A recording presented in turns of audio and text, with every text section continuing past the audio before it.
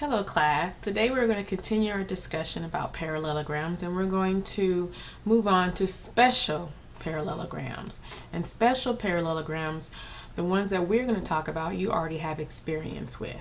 So let's refresh ourselves about what a parallelogram is. A parallelogram is a quadrilateral where it has two pairs of opposite sides that are parallel. So two pairs of parallel lines is what makes it a parallelogram. And as we can see, four properties result. Number one, opposite sides are congruent, as you can see. Number two, opposite angles are congruent. And number three, adjacent angles or consecutive angles are supplementary. And number four, the diagonals bisect each other, as you can see.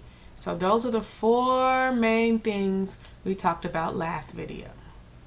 Now let's take a look at some special parallelograms that all maintain these exact same properties but have some other special properties attached to it. So let's take a look at a rectangle. A rectangle is a parallelogram, but it's a special parallelogram because let's take a look at its angle measurements. What do you notice about the angle measurements? In a rectangle, all the angle measurements are the same. In other words, in order for that to happen and still be a still opposite sides to be congruent, opposite angles be congruent, and adjacent sides being supplementary, that would make sure that every angle measure has to be 90 degrees. So a rectangle is a special parallelogram where all the angle measurements are congruent. So the same four properties hold for a rectangle, but we have a special property, which means that all the angles are congruent. So in a rectangle, it's a special parallelogram where, in addition to all of these four properties, we can also list that all angles are congruent, which means all angles are 90 degrees. Now let's take a look at another special parallelogram, and that is a rhombus. As you can see, a rhombus is defined by all sides are congruent. So now we have a rhombus as a parallelogram where all sides are congruent. We still have that opposite angles are congruent and adjacent angles are supplementary, and we also still have that the diagonals intersect, but now we have that additional property that all sides are congruent, and that only works for a rhombus. Okay? And then the third special parallelogram is a square. Now, a square is a very special parallelogram because not only are all the sides congruent, but also are all the angles congruent.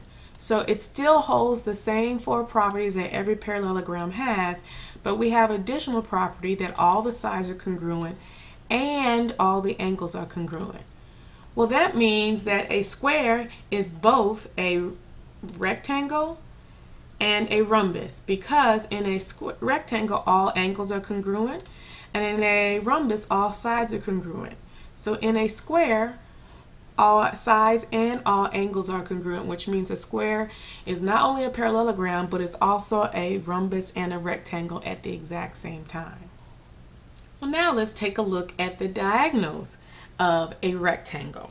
Now we know that since they are a parallelogram, that the diagonals do bisect each other, as we can see, and the midpoint is the intersection of two diagonals. But let's take a look at the measures of the angles of the diagonals. As you can see, the measures of the angles of the diagonals also have some type of pattern. What do you notice?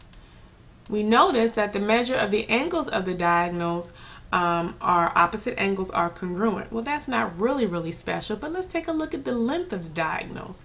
If from AM to MC is both 3.49, and if DM to MB is both 3.49, what can we say about the diagonals of a rectangle? It seems like we can say that the diagonals of a rectangle are congruent, which means they measure the exact same length. AC is 6.99, DB is 6.99, and as I move A, I still have a rectangle because I still have four congruent angles, But what I also have is that the diagonals are both congruent, which means they measure the same length. Now let's take a look at the rhombus. Now because a rhombus is a parallelogram, we do know that the diagonals do bisect each other, as we can see, but are the diagonals congruent? No, the diagonals of a rhombus are not congruent. But what do we know about the angles of the diagonals? Let's see. Wow, it looks like the angle AMB is 90 degrees, and so is angle BMC is 90 degrees, and so is angle AMD is 90 degrees, and so is angle CMD. So what can we say about the diagonals of a rhombus? Even though they're not congruent, we can say that the diagonals are perpendicular. So not only in a rhombus are all the sides congruent, but the diagonals are perpendicular. Now let's take a look at a square. Now remember, we said a square has both all sides and all angles are congruent. So remember, we also said that a square was the same thing as a rectangle, and a square was also the same thing as a rhombus.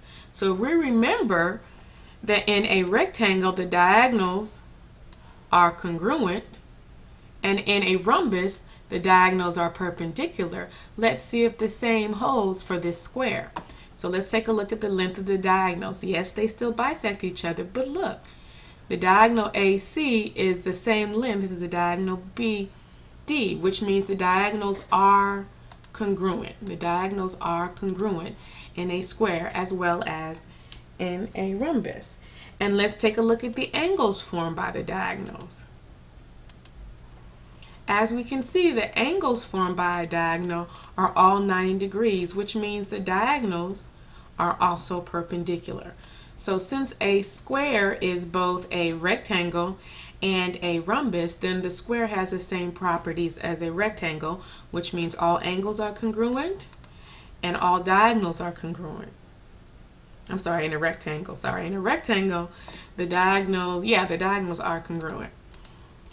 And because a square is a rhombus, it has the same properties of a rhombus, which means all sides are congruent and all diagonals are perpendicular.